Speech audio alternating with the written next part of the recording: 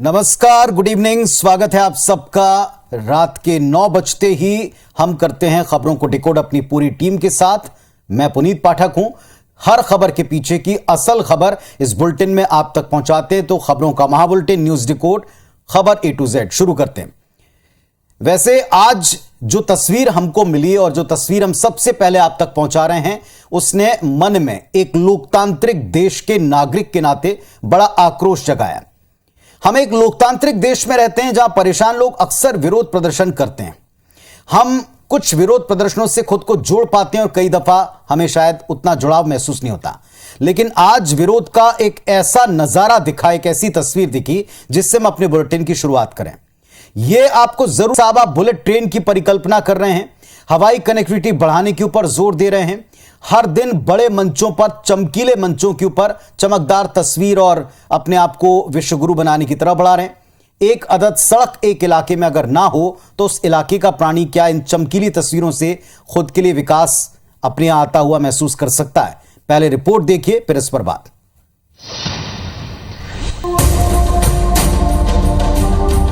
सिर पर सफेद गमछा, हाथ में एक टोकरी और मुस्कुराहट के साथ गीली और खुदी हुई जमीन पर धान के बीच फाकता एक शख्स। ये जिले का वो इलाका है जहां की सड़कें हद से ज्यादा जर्जर हैं। युवक का नाम दीपक पटेल है, जो खराब सड़क से बेहद परेशान था। कई बार स्थानीय लोगों ने खराब सड़क की कंप्लेंट की थी, लेकिन कुछ हुआ नहीं। पीडब्ल्यूडी ने बजरी या स्टोन डस्ट डालने के बजाय सड़क पर मिट्टी डलवा दी।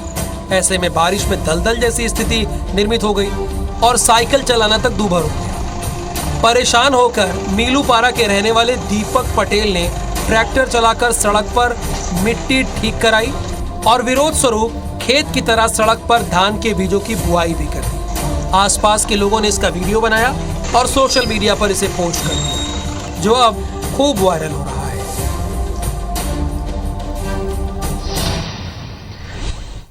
तो आपने देखा कि कैसे एक परेशान शख्स अपने विरोध के लिए इस तरीके को अपना रहा है। अब सवाल यह उठता है कि आखिर इतनी देर तक ऐसी नौबत क्यों बन पड़ी। डिकोड करते हैं, जरा इस बात को समझते हैं। इस आक्रोश का आपको अंदाजा होगा। पहली बात जो साफ है कि प्रशासन की लापरवाही है। एक सड़क वो बना नहीं पाया, ऊपर से बरसात के पहले उस पर मिट्टी और डाल दी। क्या अंदाजा नहीं है सीजन का? यह बड़ा सवाल उठता है। लोगों को चलना भी यहां पर दूभर हो गया। अगर राजधानी या बड़े शहरों में सड़क के ऊपर गड्ढे हो जाएं तो बड़ी बात मानी जाती, लेकिन प्रदेश के एक हिस्से में लोग एक छोटी सी सड़क के लिए सालों इंतजार करते हैं और जब काम शुरू भी होता है तो इतना अनसिस्टमेटिकली और ऐसे वक्त पर कि जो उनकी दिक्कतों को कई गुना बढ़ाता है। चलिए, उम्मीद हम ये करते हैं कि संबंधित विभाग इस आक्रोश को, इस तस्वीर को, इसके पीछे छिपे गुस्से को समझेगा, आम लोगों की दिक्कत को समझने की कोशिश करेगा। सिर्फ एक जगह की ऐसी तस्वीर आज आप तक पहुंचाई है, लेकिन ऐसी सड़कों और इस तरह के प्रदर्शनों वाली तस्वीरें कुछ और जगह से सामने आ सकती हैं और यह बात प्रशासन को जरूर समझनी चाहिए। अब बात मध्य प्रदेश की, जहां निकाय चुनाव के नतीजे आ गए। दोनों पार्टियों ने 2023 का सेमीफाइनल्स को कहा था। दोनों पार्टियों ने पूरी जी जान के साथ चुनाव लड़ा भी। सीएम से लेकर केंद्रीय मंत्री तक प्रदेश में पसीना बहाते नजर आए। कांग्रेस खुद को एकजुट करने में कामयाब रही है और नतीजों को अपने अपने हिसाब से अब आकलित किया जा रहा है। 5 नगर निगमों के नतीजे आने के बाद शहर सरकार की तस्वीर फाइनल हो गई है। बीजेपी ने रतलाम और देवास नगर निगम पर कब्जा जमाया, तो कांग्रेस रीवा और मुरैना नगर निगम बीजेपी से छीनने में सफल रही। हालांकि कटनी में बड़ा उलटफेर देखने को मिला। यहां निर्दलीय प्रत्याशी प्रीति सूरी बीजेपी कांग्रेस पर भारी पड़ी। 2015 में ये 5 mayor seat Bharatiya Janata party को मिली थी, यानी बीजेपी मालवा छोड़ विंध्य और चंबल में अपनी सीट नहीं बचा सकी। मिशन 2023 की तैयारी में जुटी बीजेपी के लिए ये नतीजे संदेश भी हैं और सबक भी। पहले सिंधिया के गढ़ ग्वालियर में और अब नरेंद्र सिंह तोमर के गढ़ मुरैना और प्रदेश अध्यक्ष DD शर्मा के संसदीय क्षेत्र कटनी में भी कांग्रेस की कामयाबी से सवाल तो उठेंगे। नगर पालिका और नगर परिषद में भारतीय जनता पार्टी ने जीत का ऐतिहासिक रिकॉर्ड बनाया कि नगर परिषद और नगर पालिका में तो भारतीय जनता पार्टी ने लगभग 90% सीटों पर जिस प्रकार से इतिहास बनाया है। दूसरी ओर कांग्रेस में नतीजों के बाद उत्साह का माहौल है। सत्ता के सेमीफाइनल में 5 सीटों पर मिली सफलता कांग्रेस के लिए बूस्टर का काम करेगी।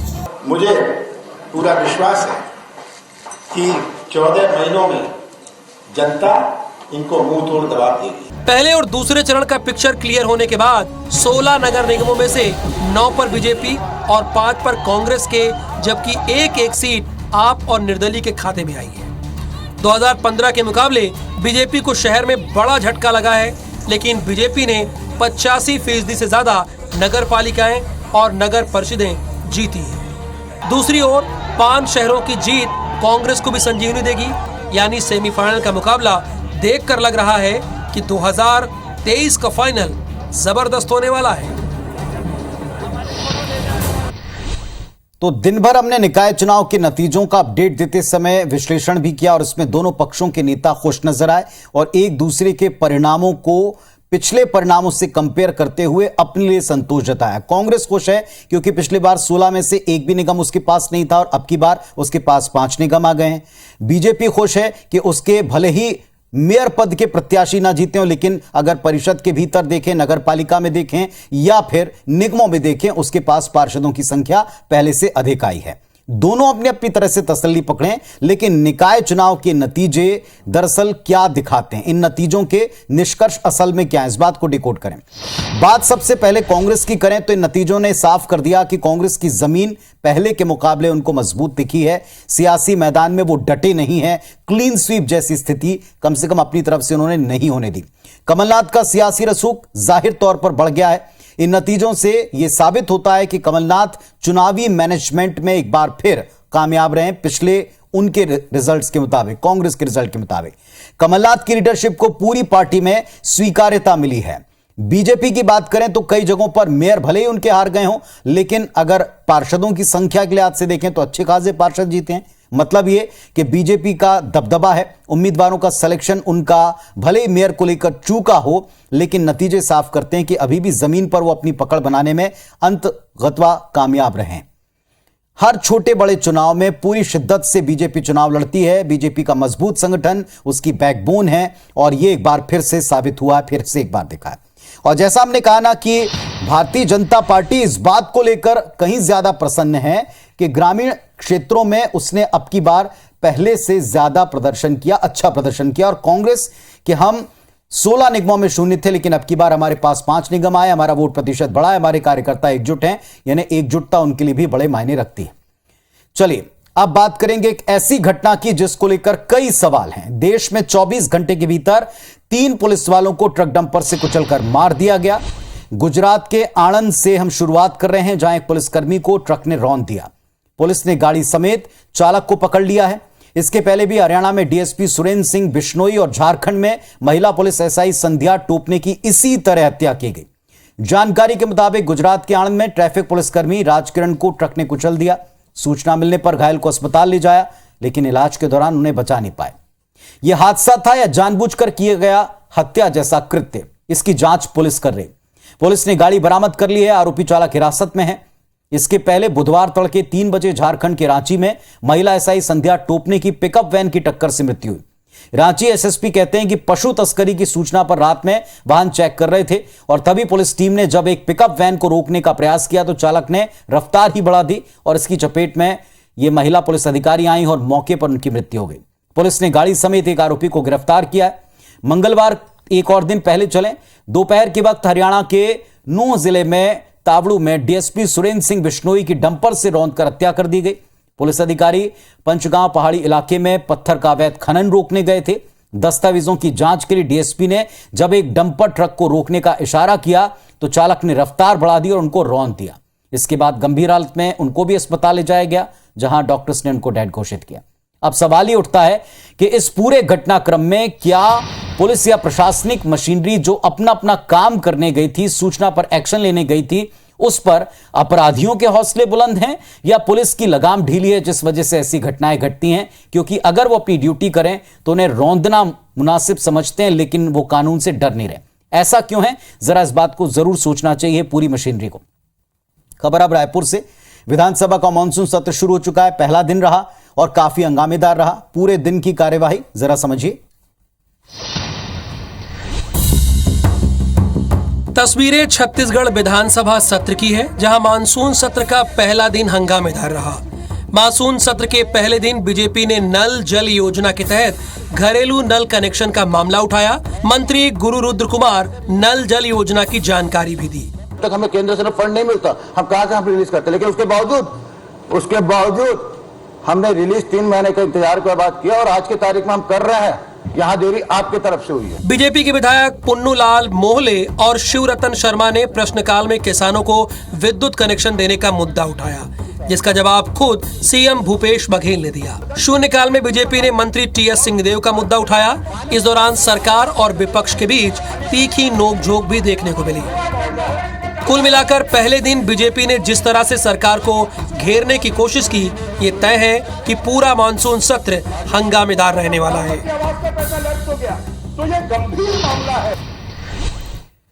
तो बीजेपी इस मानसून सत्र में सरकार को पूरी तरह से घेरने के मूड में है। मानसून सत्र का पहला दिन आपने देख ही लिया, हंगामे से शुरू हुआ, जिसकी पूरी उम्मीद थी।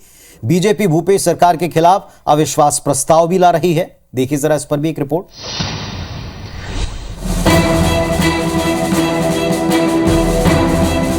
देश में विधानसभा चुनाव को करीब 1.5 साल का वक्त बाकी है। बीजेपी 3.5 साल से सत्ता में नहीं है। बीजेपी कांग्रेस सरकार को हर मोर्चे पर घेरने की तैयारी कर रही है। सड़क से लेकर सदन तक बीजेपी इस कोशिश में है कि कांग्रेस सरकार को कैसे बैकफुट पर लाया जाए। इसी कवायद की अगली कड़ी है सरकार के खिलाफ अविश्वास प्रस्ताव को लाना। बीजेपी इस मानसून सत्र में भूपेश सरकार के खिलाफ अविश्वास प्रस्ताव लाने जा रही है, जिसकी सूचना विधानसभा सचिव को बीजेपी दे चुकी है। अब देखना होगा कि विधानसभा के पटल पर अविश्वास प्रस्ताव का क्या नतीजा निकलता है। सबसे अहम बात यह है कि भूपेश सरकार के पास स्पष्ट बहुमत है। तो सूबे में कांग्रेस पार्टी की सरकार को घेरने का काम विपक्ष को करना चाहिए और प्रदेश बीजेपी सदन में अविश्वास प्रस्ताव लाकर यही काम करने वाली है। लेकिन बड़ा सवाल ये उठता है कि बिना संख्या बल के, जो उनके पास नहीं है, स्पष्ट है, आखिर बीजेपी इससे क्या हासिल करेगी। इस बात को डिकोड करते हैं। सबसे पहली बात यह कि एक कार्यकाल में केवल 2 बार अविश्वास प्रस्ताव लाया जा सकता है। यह पहला मौका है। संख्या बल के लिहाज से देखें तो स्पष्ट है, बीजेपी के पास मात्र 14 विधायक हैं, जेसीसीजे के 3 और बसपा के 2 विधायक हैं। अविश्वास प्रस्ताव को कांग्रेस बीजेपी के शीर्ष नेतृत्व की सियासी चाल बता चुके हैं। कांग्रेस की ओर से कहा गया कि प्रदेश बीजेपी दबाव में इस प्रस्ताव को सदन में ला रही है। अब बड़ा सवाल यह कि बीजेपी का प्रस्ताव ग्राह्य होगा कि नहीं होगा। हालांकि बीजेपी ने विधानसभा सचिव को अविश्वास प्रस्ताव के लिए आवेदन दे दिया है, लेकिन ध्यान देने वाली बात यह भी कि वर्तमान में कांग्रेस के पास 71 विधायक हैं। इसके बावजूद बीजेपी सदन में अविश्वास प्रस्ताव ला रही है। अब इसके पीछे मकसद ये, सियासी जानकार कहते हैं कि बीजेपी दरअसल इन प्रस्तावों के जरिए कांग्रेस के भीतर की खींचतान को उजागर करना चाहती है। एक और महत्वपूर्ण बात यह है, इस बात को भी आप समझें कि दरअसल किसी भी विपक्षी दल के पास में या किसी भी दल के पास सदन के भीतर अपनी बात को रखने का और सरकार के खिलाफ अपनी एकजुटता के साथ साथ सरकार की खामियां गिनाने का, अपने विरोध करने के 3-4 तरीके हैं। बहिर्गमन वो कर सकते हैं, अविश्वास प्रस्ताव ला सकते हैं। अविश्वास प्रस्ताव या किसी भी प्रस्ताव पर जो बहस होती है उस दौरान मुद्दे को इस तरीके से उठाएं कि वो बाहर आकर भी उसका विरोध करें, और यही काम विपक्ष को करने का मौका एक बार फिर मिला है। चलिए अब बात करेंगे उस समस्या की या उस एक ऐसे पॉइंट की जिसको लेकर कांग्रेस पार्टी भी मुखर है। केंद्र सरकार ने एग्री और डेयरी प्रोडक्ट्स पर 5% का जीएसटी लगाने का फैसला किया और इस पर जमकर बयान आ रहे हैं। कांग्रेस जहां केंद्र पर हमलावर है तो बीजेपी इस फैसले का बचाव करने की मुद्रा में। कृषि उपकरणों पर 12 से लेकर 18% तक जीएसटी लगा दिया गया है। साथ ही एग्री और डेयरी उत्पादों पर ही 5% जीएसटी लगाया गया है। केंद्र सरकार के इस फैसले का कांग्रेस व्यापार प्रकोष्ठ ने विरोध किया है। केंद्र सरकार की नीतियों पर कुछ इस तरह से सवाल खड़े किए हैं। टैक्स का बोझ बढ़ने से अब ये महंगाई की स्तर और ऊपर जाता जाएगा, जो आने वाले समय में एक परेशानी का सबब बने। कांग्रेस व्यापार प्रकोष्ठ के हमले का जवाब बीजेपी ने दिया है। बीजेपी ने जीएसटी काउंसिल का हवाला देते हुए केंद्र सरकार के फैसले का बचाव किया है।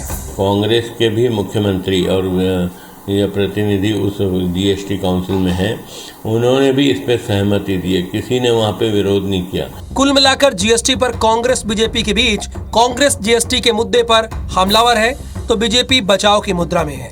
वहीं जनता खाद्यान्नों पर जीएसटी लगाने के फैसले से परेशान है। तो जाहिर सी बात है कि डेली प्रोडक्ट्स में या डेयरी प्रोडक्ट्स में जो इस्तेमाल हमारे किचन में होता है, अगर आप उसके ऊपर जीएसटी लगाएंगे तो इसका असर तो पड़ेगा। लोग तो इस बात से परेशान हैं ही। कांग्रेस पार्टी कहती है कि बीजेपी सरकार लोगों की जेब से पैसा निकालने वाला काम कर रही है, लेकिन तर्क अब बचाव में दे रही है कि जीएसटी काउंसिल में ये नेता अपना मुंह क्यों नहीं खोलते, वहां अपनी सहमति क्यों देते हैं। लेकिन जनता को क्या इन तर्कों से कोई राहत मिलेगी? कतई नहीं मिलने वाली, और इस पर सियासत रुकने वाली ऐसा भी नहीं लगता। एनआईए ने बड़ी कार्रवाई करते हुए आंध्र प्रदेश के विजयवाड़ा में नक्सली अर्बन फंडिंग मामले में एक दबिश थी।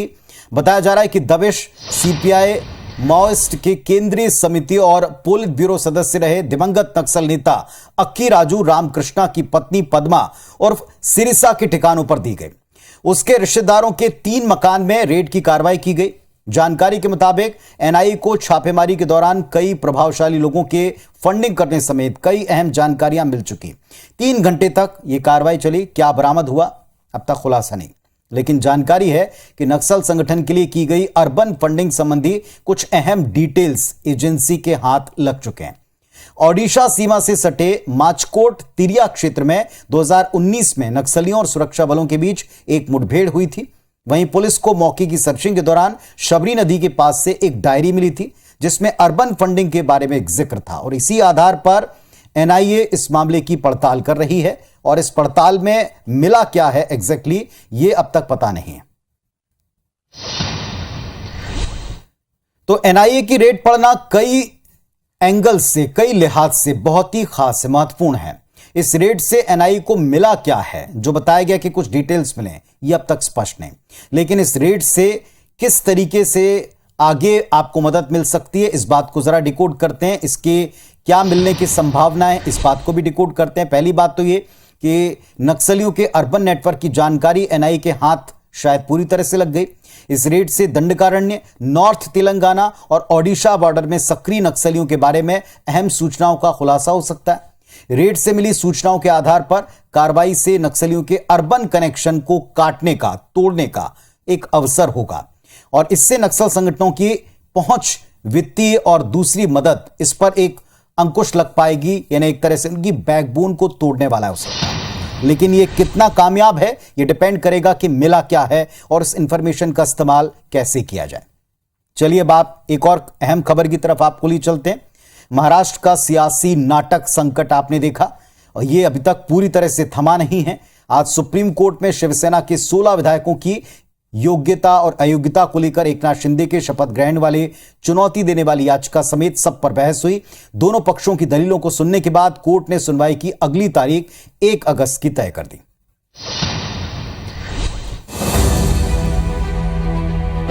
आज सुप्रीम कोर्ट में शिवसेना के 16 विधायकों की अयोग्यता और एकनाथ शिंदे के शपथ ग्रहण को चुनौती देने वाले याचिकाओं पर जोरदार बहस हुई। उद्धव गुट की ओर से अधिवक्ता कपिल सिब्बल और अभिषेक मनु सिंघवी ने दलीलें पेश की। सिब्बल ने कहा कि जिस तरह से सरकार को गिराया गया वो लोकतंत्र का मजाक था। ऐसे में अयोग्यता की याचिका लंबित होने के बावजूद शपथ ग्रहण का आयोजन गैर जायज निर्णय था। इधर उद्धव गुट की दलीलों पर जवाब देते हुए एकनाथ शिंदे समूह ने कहा कि ये मामला दल बदल जैसा नहीं है, ये तो पार्टी के आंतरिक लोकतंत्र का मसला है। शिंदे पक्ष के अधिवक्ता हरीश साल्वे ने कहा कि सुप्रीम कोर्ट विधायकों की अयोग्यता पर फैसला करने वाली अथॉरिटी नहीं हो सकता। वहीं दोनों पक्षों की दलीलों को सुनने के बाद अब सर्वोच्च अदालत 1 अगस्त को इस मामले में सुनवाई करेगा। साथ ही कोर्ट ने सभी पक्षों को 1 सप्ताह के भीतर हलफनामा दाखिल कर जवाब देने को कहा है। पहले विधायकों ने साथ छोड़ा तो सरकार गिर गई महाराष्ट्र में। अब सांसदों की बेरुखी से पार्टी सिंबल के ऊपर खतरा है। यह शिवसेना प्रमुख उद्धव ठाकरे के लिए सबसे बड़ी बेचैनी का विषय है। लेकिन पार्टी सिंबल किस तरह से छिन सकता है, इसके लिए क्या क्या संभावनाएं हैं, आसार हैं, इस बात को डिकोड करें।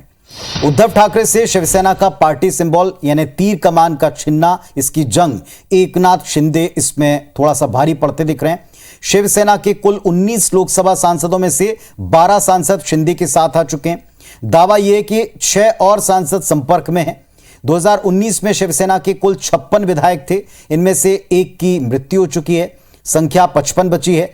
4 जुलाई को फ्लोर टेस्ट में शिंदे गुट के पक्ष में 40 ने अपना सीधे तौर पर वोट कर दिया। इसके अलावा ठाणे के 67 कॉर्पोरेटर में से 66 शिंदे गुट में शामिल हो चुके हैं। देखा जाए तो बीएमसी के बाद ठाणे सबसे बड़ी म्युनिसिपल कॉर्पोरेशन है और इसके बाद डोंबिवली महानगर पालिका के 55 कॉर्पोरेटर उद्धव ठाकरे का साथ छोड़कर अब शिंदे के साथ मिल गए और यह क्रम जारी बताया जाता दावा है।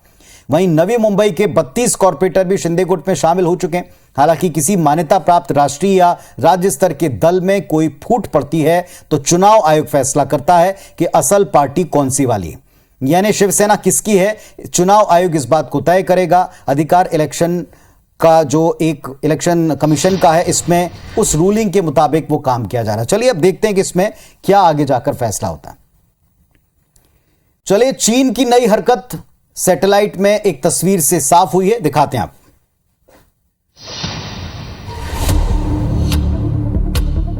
चीन भूटान के रास्ते भारत को घेरने की तैयारी कर रहा है।